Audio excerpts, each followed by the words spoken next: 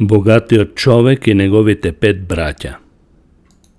За богатиот човек и неговите 5 браќа или сиромавиот Лазар е запишано во Евангелието според Лука 16 поглавје од 19 до 31 стих.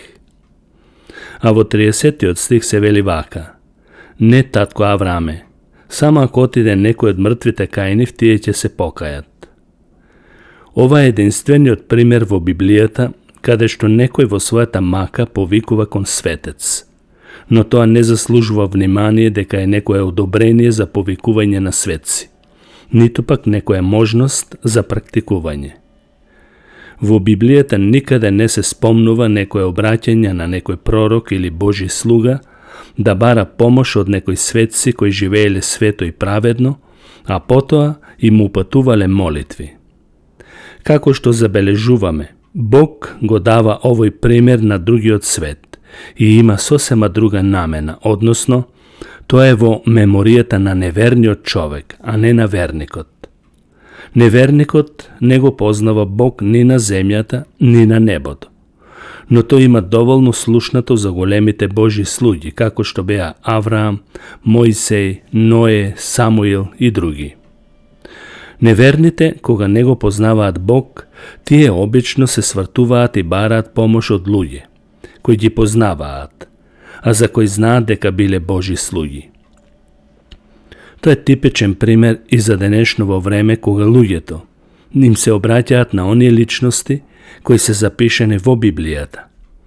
Да беа посредници, можеби ќе имаше некој настан што зборува за тоа и ќе знаевме за ефектите од тој настан. Авраам вели дека луѓето на земјата ги имаат Мојсей и пророците. Тој со тоа не сакаше да им каже дека сега сите пророци и Мојсей се единствените посредници, туку им ги предочи Божите откровенија преку пророците и преку Мојсей, како представници на Божиот совршен закон и небесните откровенија. Да имавме помилостив светец од Исус, тогаш ќе имавме универзална двојна почит кон Божите објави. Едната ќе беше кон вечниот Создател, Бог, а другата кон созданијата, и ќе ја делевме Божјата слава и со Бог и со неговите созданија. Така што Бог немаше да биде заслужен за се, туку ќе имаше двојник. А Бог во своето откровение вели вака: Јас својата слава не ја давам на друг. Тоа е запишено во Исаија 42 глава, 8 стих. Молбата на богатиот човек за неговите 5 браќа е одбиена. Да видиме сега зошто. Како прво, не е разумна молба, а како второ, невозможна е за да се прифати. Не само што постоела морална несоодветност за прифаќање, туку и одвојувањето помеѓу едниот и другиот свет не го дозволува тоа. Петмината негови браќа се во опасност да дојдат на истото место на измачување, бидејќи живеат во согласност со нивните чувства и животниот стил, а не со она што Бог им го открива преку пророците и општо преку Божите откровенија. Тие пред се не се во опасност затоа што се богати, туку затоа што неверието е проблемот на нивните срца. Богатиот човек во молбата што ја упатува кон Авраам е проследена прво со критика, што значи тој дава некакви аргументи дека не се доволно предупредени или евентуално постои можност ако Бог действува подрастично, пожестоко, тие би се пробудиле од своето неверие. Меѓутоа, одговорот на Авраам е негативен и аргументот на богатиот не држи. Тој му вели дека и да се случи некој драматичен настан, тие пак не би верувале.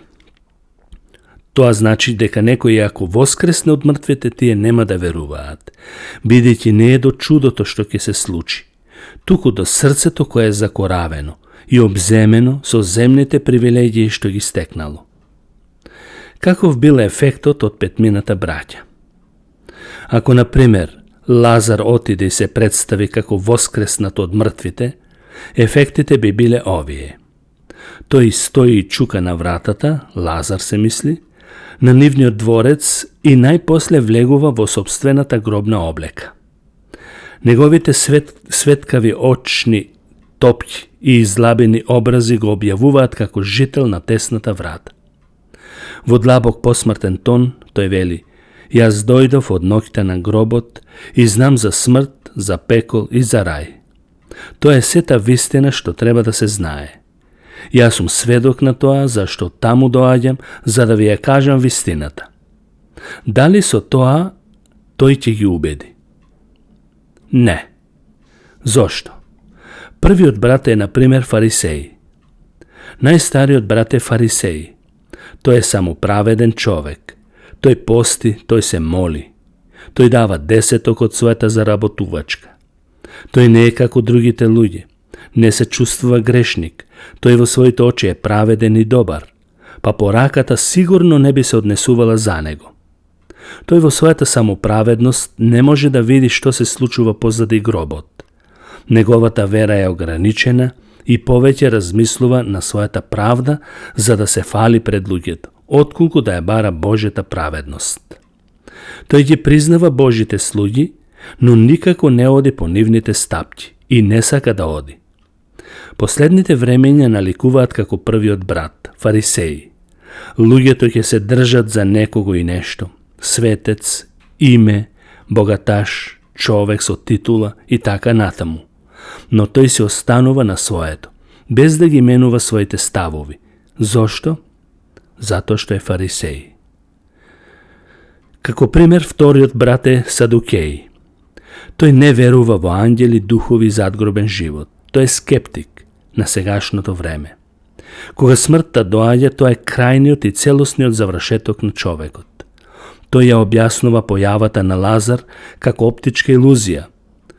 Тој е од гранката на атеизамот, со сите негови елементи, со намера да се одрече од Бог и да се прогласи сето тоа за виша сила, за енергија, божественост, надприродно, но никако тоа не е Бог, кој има личност и кој може да разговара и да се грижи за луѓето.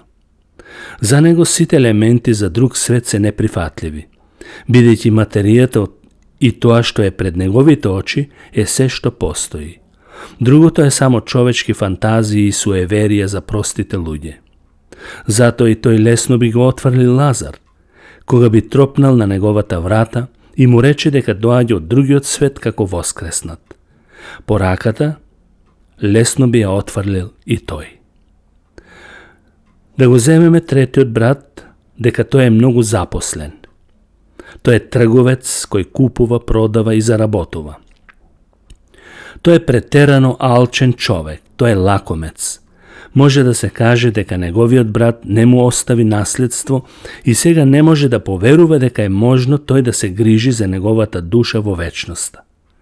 Тоа се луѓе кои се оправдуваат секогаш и секогаш ги ставаат обврските на прво место.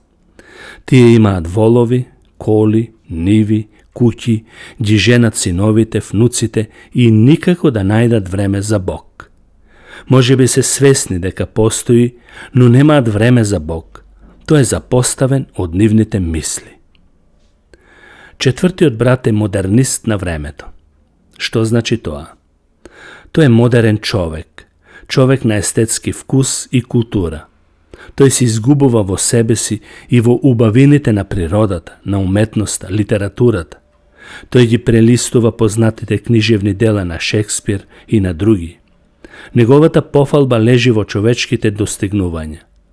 Ако си напреден во она што е напредно во овој свет, тогаш тоа е вредно. Се друго е споредно за таквата личност. Во тоа е вклучена науката и новите откровенија на научниците.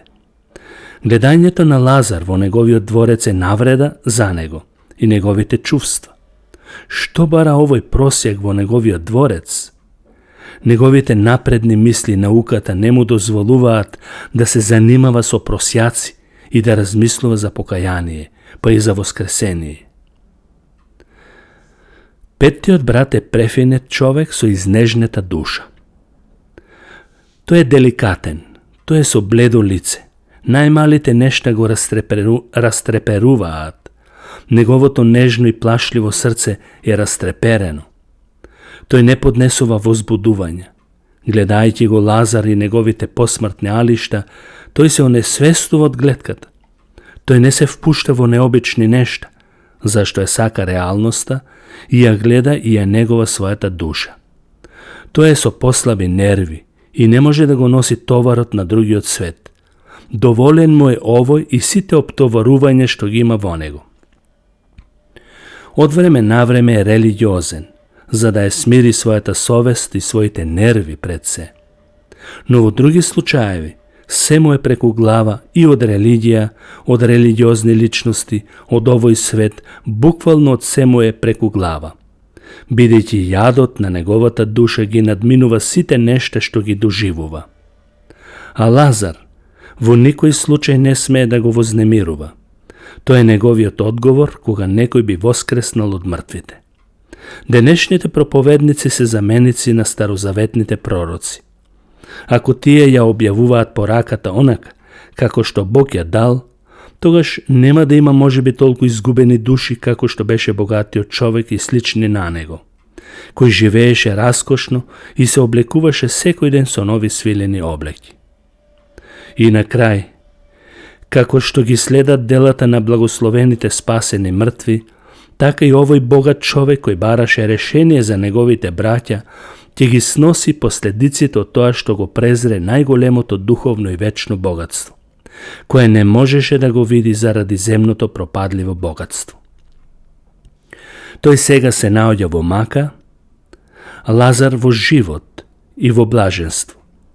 А ако обичните средства на милост пропуштаат да не преобратат, не треба да се очекува вонредни, односно чудотворни средства, воскресение, лечење и слично.